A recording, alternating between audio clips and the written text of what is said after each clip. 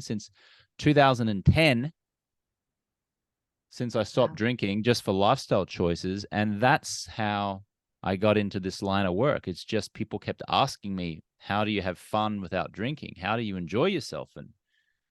And then I just created an organization around it called Alcohol Free Lifestyle. And we now help executives and business owners and high achievers, mostly in their 40s and 50s, to have a better relationship with alcohol.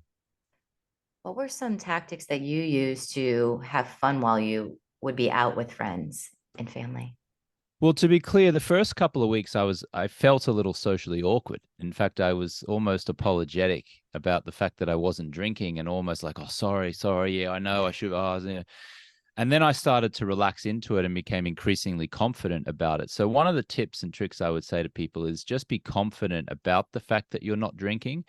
Most people mistakenly believe that they need to retreat from society if they're going to stop drinking, or that they're somehow going to be dull or boring at a dinner party or at a party or at the bar or the restaurant, where the alcohol is flowing for others, but you're not consuming it. But the truth is that you can actually have the most fun, be the most engaged person, have the biggest smile on your face, have the most laughter, dance the most, dance on tables, swing from the rafters, do silly things, all while being completely alcohol free and sipping on gorgeous alcohol free mocktails or soda water with a splash of cranberry or pineapple or whatever little fruity flavor you want to add to your soda water. And so we really coach our clients through that. We don't encourage them to stay home and lock themselves away and retreat from society. We encourage them to run towards situations where they ordinarily would drink, but just practice some social skills and some conversation techniques that we show them and some body language ways to really relax, have fun, and feel confident being alcohol free. It's amazing because always you hear the opposite. It's like, okay, you got to like prioritize yourself and you have to figure out what's going on, why you're constantly deciding to pick up that glass, but you're actually encouraging people to be social because it is very, very hard for people to, they feel recluse. They feel like they have to. So I love that. It's such a different way of looking at it. Yeah, the challenge when people stay at home and retreat from social events where there's alcohol for fear that they're going to drink. The problem is that they feel like they're in a prison. And most prisoners desire to break out of prison. And so what happens is that you're just using willpower and motivation and you're white knuckling it, saying, I can't go out. I shouldn't go out. I need to stay at home. I just need to lock myself away. And eventually that tension will become too much and you will break and you'll go down and you'll get a drink and you'll return to the same level of drinking that you had before you stopped. And so there's an easier, simpler way. And that easier, simpler way is to have fun being alcohol free, to choose living an alcohol free lifestyle as opposed to being sober. We don't use the word sober or sobriety or addiction in our organization, in our coaching at Alcohol Free Lifestyle.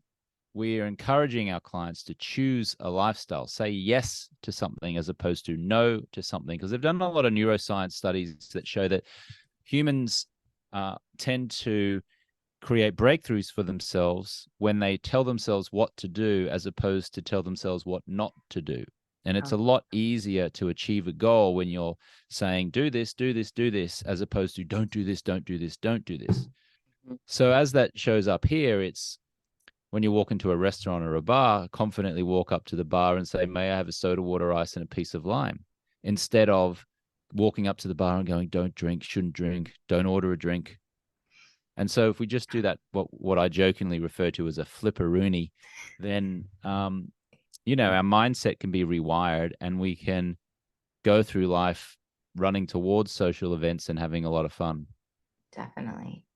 Now, have they also noticed that correlation between sleeping and reducing their alcohol intake? Has that been, that goes hand in hand? It does. In fact, you'd be better off drinking alcohol for breakfast than you were anywhere close to bedtime, because alcohol is a sleep destroyer. Now, many people mistakenly believe that a glass of wine or a couple of drinks at the end of the night helps them relax and helps them sleep better. The truth is, it may in fact help you fall asleep sooner, but the quality of your sleep is going to be severely compromised. You will spend less time in that deep REM sleep phase, the restorative phase of sleep. And when you drink alcohol anywhere close to bedtime, you're basically sending your body to clock in for a night's work. But we don't, and that's because the body has to then break down the toxins that you've just consumed. Because make no mistake, as soon as you drink alcohol, the body goes to work to try to get the toxins out of the body. Okay. But you don't want your body working when you're sleeping. You want your body just sleeping. You want your body just resting. And so that's what happens. People drink thinking that they're relaxing or that it's helping them sleep at the end of the night, but they wake up feeling tired and lethargic and irritable and stressed and anxious. There's a little bit more stress in their marriage. They're not as present with their children. They're just a little bit late for work. They don't make that additional phone call. They yell at the person who cut them off in traffic. They're rude to the barista. Just these little things cumulatively add up when you consume alcohol at all, but especially during the evening close to bedtime. What made you guys decide to start your health brand, Swanwick, and develop these blue light blockers? Yeah, well, I'm wearing a pair of our blue blockers now. These are from our company, Swanwick Sleep. Cool. And the University of Washington did a scientific study on them back in 2019, which showed that people who wore them about an hour before bedtime most nights slept a reported 11% better, and they reported 12% increased productivity the following day. Wow. How we started this was all the way back in 2015. I was in Palm Springs, California with some friends, and we went to a hotel restaurant, and one of my friends was wearing a really ugly pair of orange Uvex safety goggles to dinner. And I looked at him and I said, "You look ridiculous, and you're making me look ridiculous by association. What are you doing?"